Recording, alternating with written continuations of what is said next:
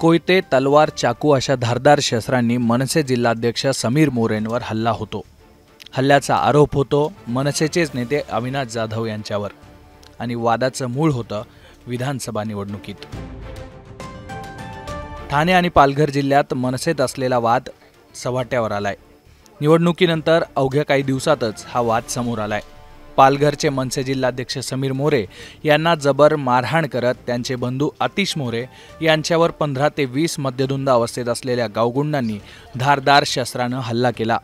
हा हल्ला ठाणे मनसे जिल्हाध्यक्ष अविनाश जाधव यांनीच केल्याचा आरोप मोरे कुटुंबियांकडून करण्यात आलाय।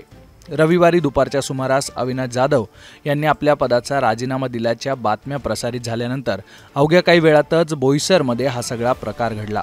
जिल्हाध्यक्ष समीर मोरे यांना लाथाबुक्क्यांना मारहाण करण्यात आली।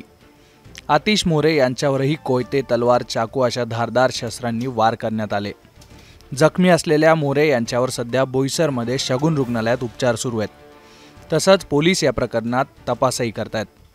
या सगळ्या घटनेमुळे पालघर आणि ठाणे जिल्ह्यात मनसेत मागील काही दिवसांपासून असलेल्या अंतर्गत वादाचं रूपांतर थेट जीवघेण्या हल्ल्यापर्यंत गेल्यानंतर आता मनसेचे वरिष्ठ नेते काय निर्णय घेणार हे पाहणं महत्त्वाचं ठरणार आहे।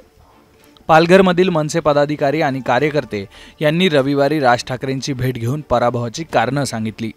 यावेळी मनसे नेते अविनाश जाधव यांनी निवडणूक काळात दिलेली जबाबदारी पार पाडली नसल्याची तक्रारही काही मनसे पदाधिकाऱ्यांनी राज ठाकरेंकडे केली।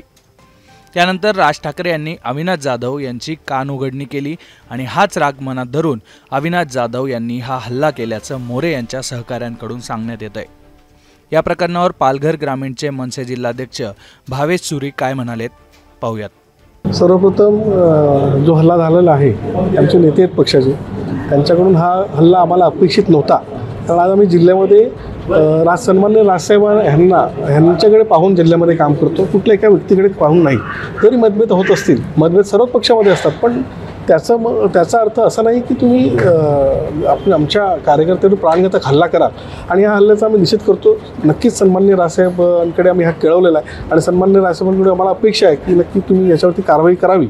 कारण जर असंच झालं तर पालघर जिल्ह्यामध्ये पक्षाचं कोण काम करायला पुढे येणार नाही आणि ही कुठली तरी हुकुमशाही नाही आहे किंवा ही दडपशाही नाही की तोंड दाबून बुक्क्याचा मार सहन करावा।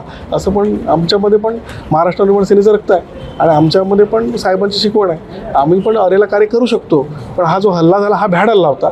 आमचे सर्व पदाधिकारी ही साहेबांकडे आम्ही आमचं एक पालघर जिल्ह्याचं म्हणणं मांडायला गेलो होतो आणि साहेबांना ते ऐकून असं आश्वासन दिलं होतं की आमचे अविनाश जाधव आणि आपण एकत्र बसून पालघर जिल्ह्याच्या विकासाच्या बाबतीत चर्चा करू आणि हे झाल्यानंतर सुद्धा त्याचा राग धरून त्यांनी जे कृत्य केलं हे निषेधार्थ आहे, याचा आम्ही निषेध करतो।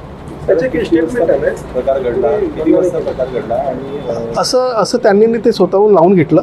ते आमचे नेते आहेत आणि आम्ही सन्माननीय राजसाहेबांनी सांगितलं की सर्वांचा आदर करायचा। ते आमचे मोठे नेते आहेत, पक्षाचे नेते आहेत, जिल्हाध्यक्ष आहेत, त्यांच्या विरोधात असं आम्ही कुठेही स्टेटमेंट दिलं नव्हतं।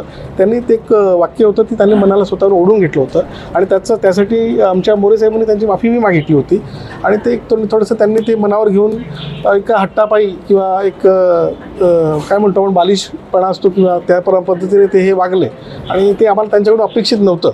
हल्ला कुठे झाला आणि कोणाला मारहाण करण्यात आली? हल्ला जो झाला आमच्या समीर मोरेंचं कार्यालय आहे तिकडे आम्ही जसं साहेबांना भेटून आलो होतो तसं संध्याकाळी तिथे बसले होते आणि अचानक एक 4 गाड्या आल्या आणि त्याच्यामध्ये एक जी गाडीमध्ये माणसं होती त्यांनी डायरेक्टली अटॅक चालू केलं। आतिश मोरे व्यतिरिक्त कोणाला मारहाण करण्यात आली? हो, जाधव साहेब स्वतः होते त्याच्यामध्ये। तेच आम्हाला दुःख वाटलं की त्यांनी ते स्वतः होते आणि अविनाश जाधव म्हणजे आपलं आतिश मोरेच त्यांना जबर मारहाण लागली। आता स्टेबल आहे, त्याच्यावरती हाताला बरंचसा मार आहे आणि त्याच्यावरती ऑपरेशन झालेलं आहे आणि आता डॉक्टर पुढचं काय त्यांचा तपास करत आहे, म्हणजे त्याच्यावरती चालू आहे।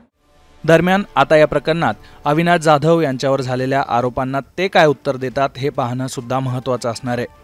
तसंच राज ठाकरे या प्रकरणावर पक्षांतर्गत काय निर्णय घेणार हे येणाऱ्या काळातच समोर येणार आहे। ब्युरो रिपोर्ट, मुंबई तक।